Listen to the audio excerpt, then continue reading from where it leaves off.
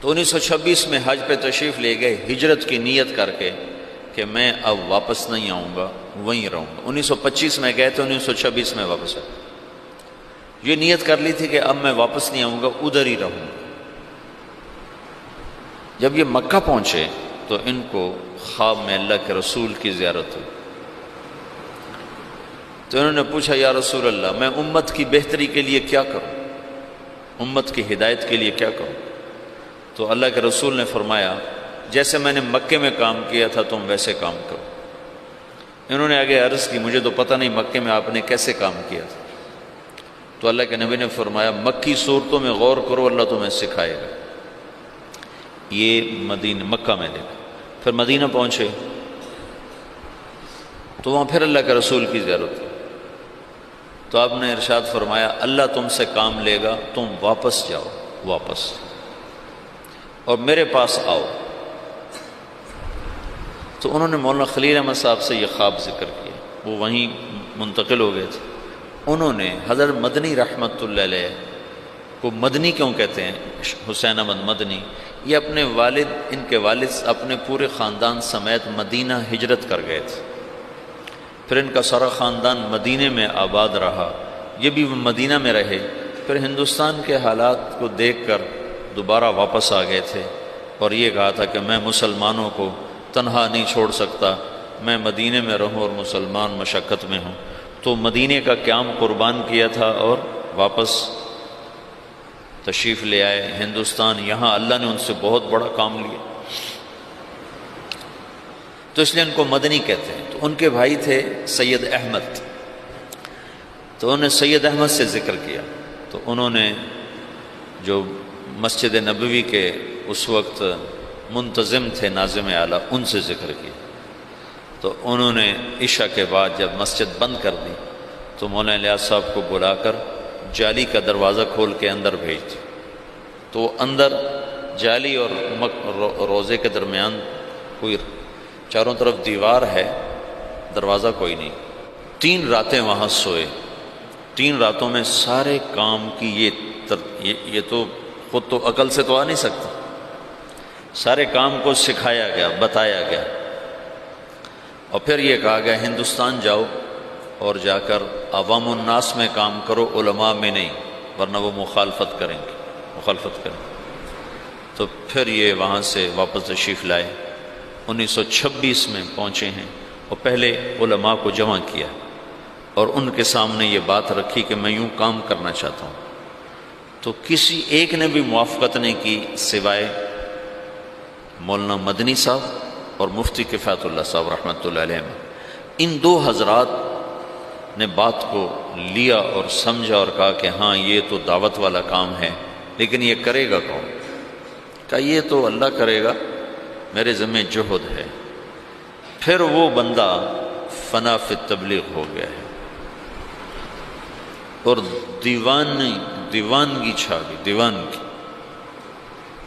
ایک دفعہ بیان کر رہے تھے، گرمیوں کے دن تھے، صحن میں 11 بج گئے، 11 فجر کے بعد شروع ہوئے، گرمیوں میں 11 بج گئے، تو ایک مواتی کھڑا کر کہنے لگا او بھائی نام دے دو ورنہ یہ مر جائے گا، بیچارہ مر جائے گا، نام دے دو۔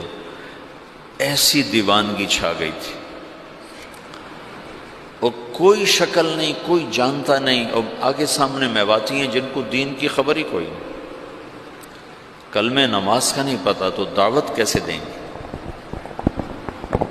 10 برس کی محنت کے بعد ایک جماعت چلے کی تیار ہوئی، 10 سال کے بعد، تو ان کو ہدایات دیں، پھر ان کو روانہ کرتے کرتے 5 میل ان کے ساتھ پیدل چلتے گئے، پیدل چلتے۔ مولانا سعید خان صاحب سے یہ بات میں نے بہت دفعہ سنی، جب ان کو رخصت کرنے لگے تو کہنے لگے کہاں جا رہے ہو؟ ان کا جی دلی جا رہے ہیں۔ کہنے لگے نہیں، لندن پہ چوٹ پڑ گئی، امریکہ پہ چوٹ پڑ گئی، ساری دنیا میں ہدایت کا فیصلہ ہو گیا۔ ایک دفعہ عبداللہ صاحب تشریف فرما تھے، کہنے لگے ہم 5-6 آدمی بیٹھے ہوتے تھے مولانا الیاس صاحب کے آگے، 6-7، اور وہ ہم سے کہتے کہ بھائی ساری دنیا میں جماعتیں بھیجنی ہیں، مشورہ دو کیا کیا جائے۔ تو ہمیں خیال آتا کہ مولانا صاحب بیچارے کتنے پاگل دیوانے ہیں، اور شیخ چلی کی باتیں کرتے ہیں کہ ہم 6-7 آدمی بیٹھے ہیں اور ہمیں کہہ رہے ہیں کہ ساری دنیا میں جماعتیں بھیجنی، مجھے مشورہ دو ہمیں کیا کرنا چاہیے۔ یعنی اللہ تعالیٰ نے اپنی قدرت سے ظاہر کر کے دکھا دیا کہ کیسے سارے عالم میں ہم خود پھر رہے ہیں، وہ ساری دنیا سے جماعتیں ہمارے پاس آ رہی ہیں، ہم سے ساری دنیا میں لوگ جا رہے ہیں۔ تو 1926 سے لے کر 1944 نوح میوات میں پہلی بستی ہے جہاں پہلا اجتماع ہوا۔ اس وقت اجتماع نہیں کہتے تھے، جلسہ کہتے تھے، جلسہ ہوا، پہلا جلسہ ہوا۔ وَكَذَلِكَ جَعَلْنَاكُمْ أُمَّةً وَسَطًا لِتَكُونُوا شُهَدَاءَ عَلَى النَّاسِ۔ یہ تو شہداء اللہ الناس کا فریضہ پوری امت کے ذمہ ہے، اور سارا عالم ہمارے ذمہ۔ میاں جی بدر الدین، یہی بدر الدین بتاتے ہیں، میں بیان کر رہا تھا تو سامنے کچھ لوگ بیٹھے تھے 10 12 15، تو پیچھے سے مولانا الیاس صاحب آ گئے، کہنے لگے بدر الدین اب کن میں بیان کر رہے ہو، کن کو سنا رہے ہو، کن کو سنا رہے ہو؟ کہا جی ان کو سنا رہا ہوں، جو سامنے بیٹھا ان کو سنا رہا ہوں۔ تیرا بھلا ہو جائے، اونٹ کی نیت کر۔ اونٹ، اونٹ میواتی زبان میں آخری کنارے کو کہتے ہیں، آخری کنارہ، کہ دنیا کے آخری کنارے کی نیت کر کہ میں یہ بات دنیا کے آخری انسان تک کو سنا رہا، ایسے وہ نیت کرواتے تھے۔ اپنی زندگی میں 2 کمرے بنائے تھے مسجد میں داخل ہو کر، جنوب کی طرف اوپر ان میں کھڑکیاں، کھلی کھلی دروازے، اور یہ فرمایا کہ یہاں غیر ملکی مہمان جب آئیں گے تو ان کو تم نے یہاں ٹھہرانا ہے۔ تو وہ بیچارے ان کے مرید حیران ہوتے کہ ادھر مقامی کوئی نہیں آتا تو غیر ملکی کہاں سے آئیں گے۔ میاں جی دین محمد تھے جو حضرت مولانا الیاس صاحب کے ابتدائی خدام میں تھے، اور جو جماعت مولانا الیاس صاحب نے حضرت تھانوی کے خانقاہ تھانہ بھون بھیجی تھی، اس میں وہ اس جماعت میں ان کی تشکیل تھی۔ وہ کہتے ایک دفعہ مجھ سے کہنے لگے کہ مولوی صاحب ہمیں حضرت جی کہتا تھا تم امریکہ جاؤ گے، امریکہ۔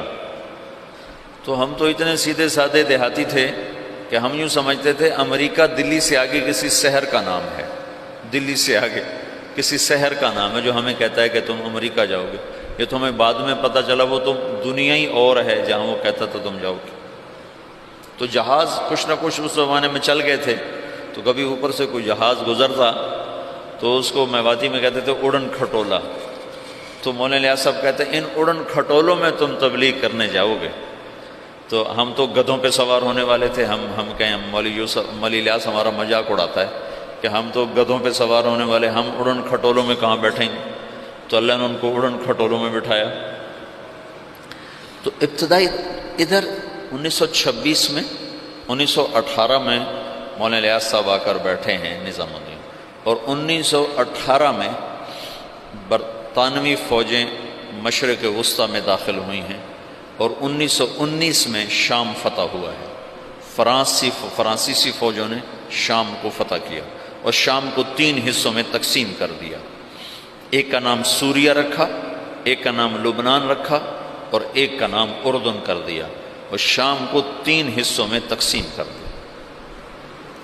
اور 1926 میں اسرائیل کو بنانے کا منصوبہ مکمل ہو گیا کہ اسرائیل بنایا۔ ادھر 1926 میں دعوت کا کام چلا جس کا آخری سرا مہدی سے جا کے ملتا ہے، اور ادھر 1926 میں یہودیت کا کام چلا جس کا آخری سرا دجال کے ساتھ جا کر ملتا ہے۔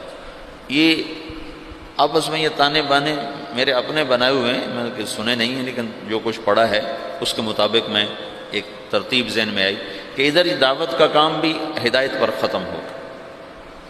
1964 میں پہلی جماعت گئی جو گنڈا، 1964، 4 آدمی، اس میں ایک ابھی بھی زندہ ہیں، عبدالرشید صورتی صاحب جو کراچی کے امیر ہیں۔